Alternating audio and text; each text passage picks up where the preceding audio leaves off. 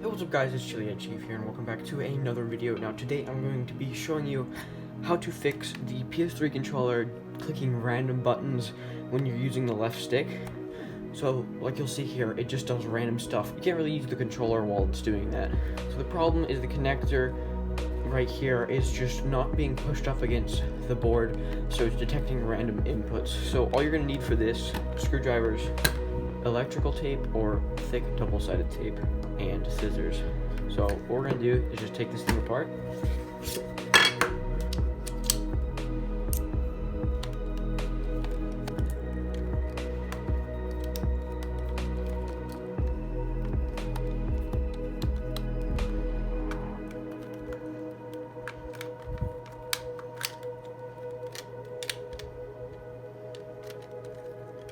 When you pull this off, make sure to just kind of pull it up so you don't rip the LNRs off, and you can just reattach those if they fall off. They have a little spring right here, so make sure you have that if they come off.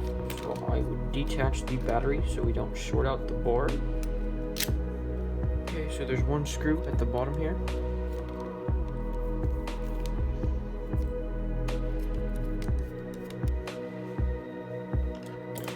Screws detached, you can just kind of push on the analog sticks and then pull the board out. So this right here is the problem. This is not pushing up against here, so what we're going to do is very carefully kind of detach this, and it is kind of clipped on by this plastic piece jutting out this way, so kind of pull it down and then it comes off very easily. So you'll see this little foam piece, this is what kind of degrades and makes it not hit the buttons properly.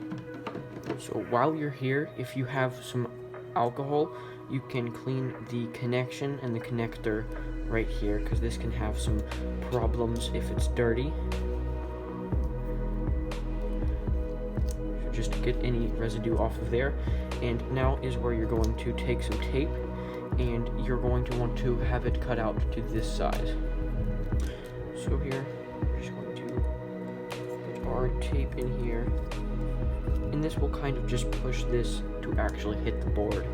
So when we're putting this back on, make sure to be careful and go towards the down part and get it to clip over this little clip, because you don't want to rip this cable.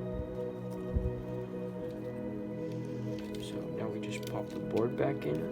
Don't really want to force it too bad, just make sure that all of these pieces in here will line up to where they insert on the board, and you should get some clicking. And then we're going to screw this screw back in. So just kind of make sure that the analogs aren't either pushed out or in, so they line up well and they flow well. You might have to click them in if you accidentally pop them out. So now we have to reassemble. Go ahead and reattach the battery. The battery just kind of clips into the board if you line it up right. When you're putting the back on, you can go at the triggers first and then get them to line up, and then now you can make sure this lines up and just kind of push it back in. So now we just have to screw the back parts in.